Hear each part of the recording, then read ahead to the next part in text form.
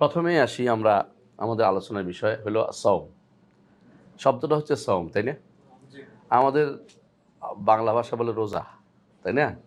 তো আমরা যতটুকু পারি আরবি ভাষাটাকে বেশি প্রিফার করবো, এই কারণে নয় যে আরবি ভাষা পড়লে সওয়াব হয়, এটা নয়, বরং আরবি ভাষা পড়লে একটা কাজও আছে। এটা আসলে কিছু একটা সওয়াব আছে। এটা কোনটা বলেন তো? যখন কোরআনের শব্দ হবে, তাই না? যখন কেউ আলিফ লাম মিম বলে তখন কত সওয়াব হয়? 30 নেকি হয়, এটা আমরা সবাই জানি। যদি কোনো কোরআনে কারীম আল্লাহ তাআলা বলছে কুতিবা আলাইকুমুস সিয়াম, তাহলে সিয়াম বললে কি সওয়াব হইব না?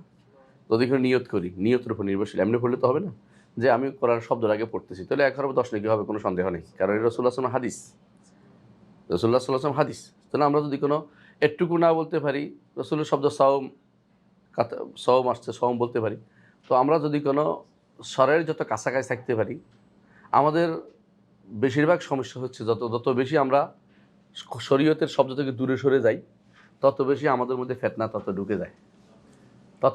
ঢুকে যায়। আমরা একটা উদাহরণ দিলে বুঝতে পারবেন যে সওম অর্থ হলো মূল শব্দের যেটা রোজা অর্থ হলো, বা যেটা এখন বিরত থাকা, মূল অর্থ কি? বিরত থাকা। বলা হয় তাকে খায়লুন সাইমা, বা যে সমস্ত ঘোড়া এখন আওয়াজ দিচ্ছে না, ঘোড়ার একটা আওয়াজ আছে না, সহিল, তো ঘোড়া কোনো আওয়াজ দিচ্ছে না, তখন বলা হয় খায়লুন সাইমা, কোনো আওয়াজ নাই। কিন্তু বিরত থাকা অর্থই তো আমাদের সওম না, কারণ সওমের সাথে আর অনেকগুলো জিনিস জড়িত আছে। তো শুধু রোজা বললে সমস্যা যেটা, এটা আমাদের মূল অর্থটা আসে না, কারণ রোজা অন্যান্য ভাষা তো যদি কোনো ঠিক, আপনি যদি উর্দুভাষী কাউকে পান হিন্দু, সেও বলবে রোজা, সে একাদশী বলে না, কিন্তু সে সওম বলবে না, কারণ সওমটা আমাদের পরিভাষা। তো আমাদের পরিভাষা বদলানোর সমস্যাটা অনেক জায়গাতেই হয়, অনেক জায়গাতেই সমস্যা তৈরি হয়, যে আপনার বুঝ মতো তো চলবে না, শরিয়ার বুঝ মতো আমাদেরকে নিতে হবে সব কিছু। আমরা দেখেছি ইতিমধ্যে বাংলা ভাষাতে যারা সলাৎকে সংযোগ স্থাপন বলে, এর কারণ কি? কারণ তারা মনে করছে যে আবিধানিক অর্থ নিলে তো হয়, কিন্তু না, শরীয়তে কিন্তু আবিধানিক অর্থের বাইরে কিছু জিনিস ইন্ট্রোডিউস করেছে এর ভিতরে।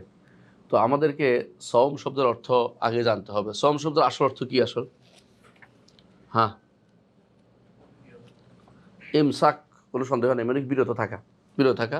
কিন্তু শরীয়ত বলেছে যে আত-তাআব্বুদুলিল্লাহ, আমরা যদি লিখে এটা দেই সুন্দর করে, হ্যাঁ, আত-তাআব্বুদুলিল্লাহ বিল ইমসাক আনিল মুফতিরাত ফি জামানিন মাখসুস। মানে বাংলা বলি যে আল্লাহর জন্য ইবাদতের নিয়তে, প্রথম মাথায় থাকতে হবে, আল্লাহর জন্য ইবাদতের নিয়তে নির্দিষ্ট কিছু সময়ে নির্দিষ্ট কিছু জিনিস থেকে নিজেকে বিরত রাখা। বুঝলে, সংক্ষিপ্ত কথা এটা। আল্লাহর জন্য ইবাদতের নিয়ত হইতে হবে, নিয়তটা পরিশুদ্ধ হইতে হবে যে আল্লাহর জন্য করতেছি এটা, হ্যাঁ, মানে কোনো জিমের জন্য না, জিম না, কি বলে নিজেকে, ডায়েট, হ্যাঁ, ডায়েটের জন্য না, আল্লাহর ইবাদতের নিয়তে নির্দিষ্ট কিছু সময়, এবং সেটা নির্ধারিত আছে কখন থেকে কখন পর্যন্ত, আর নির্দিষ্ট কিছু জিনিস, সব কিছু না, নিঃশ্বাস নিলে তার ভাঙবে না। তো সুতরাং নির্দিষ্ট জিনিস থেকে বিরত থাকার নাম হচ্ছে, নির্দিষ্ট কিছু জিনিসের নাম বিরত। এই নির্দিষ্ট কিছু বিস্তারিত ব্যাখ্যা আমাদের আসবে, কোন জিনিস থেকে কোন সময় থেকে কোন সময় পর্যন্ত, এটা বিস্তারিত আমাদের জানতে হবে। তাহলে বোঝা গেল যে সওমের সংজ্ঞাটাই আগে আমাদেরকে নির্ধারণ করবে যে আমরা আসলে কি রাখতে যাচ্ছি। এই জন্য সংজ্ঞার গুরুত্বটা বেশি রয়েছে।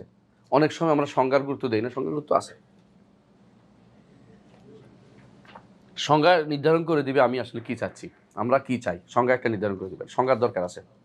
তাহলে কি বললাম? আল্লাহর জন্য ইবাদতের নিয়তে, আল্লাহর দাসত্বের নিয়তে, আল্লাহর দাসত্বের জন্য নির্দিষ্ট সময়ে নির্দিষ্ট কিছু জিনিস থেকে নির্দিষ্ট বিরত থাকার নাম হচ্ছে সওম। এখন নির্দিষ্ট জিনিস, নির্দিষ্ট সওম নির্ধারণ করবে কে? শরীয়ত নির্ধারণ করে দিবে, এবং সেটা আসবে কোরআন এবং সুন্নাহর মাধ্যমে আমাদের কাছে বর্ণিত হবে। শুনতে পাচ্ছেন না? আচ্ছা, অসুবিধা নেই, হ্যাঁ, অসুবিধা নেই। ওনারা আসেনি হয়তো, না? আচ্ছা, যারাই আসেন ইনশাআল্লাহ শুনবেন। তাহলে প্রথম কি হলো বুঝে আসছে এবার একটা, আত-তাআব্বুদুলিল্লাহ বিল ইমসাক আনিল মুফতিরাত ফি জামানিন মাখসুস। তো এটা বলতে পারেন আত-তাআব্বুদুলিল্লাহ বিল ইমসাক আন আনিল মুফতারাত ফি জামানি মাখসুস আন আল উমুর আন উমুর মাখসুসা ফি জামানি মাখসুস। অসুবিধা নেই, একই কথা বলেন। নির্দিষ্ট সময়ে নির্দিষ্ট কিছু জিনিস থেকে নিজেকে বিরত রাখবো আল্লাহর দাসত্ব করার নিয়তে। আল্লাহর দাসত্ব করার মানুষে নির্দিষ্ট কিছু সময়ে নির্দিষ্ট কিছু জিনিস থেকে নিজেকে বিরত রাখার নাম হচ্ছে সাওম।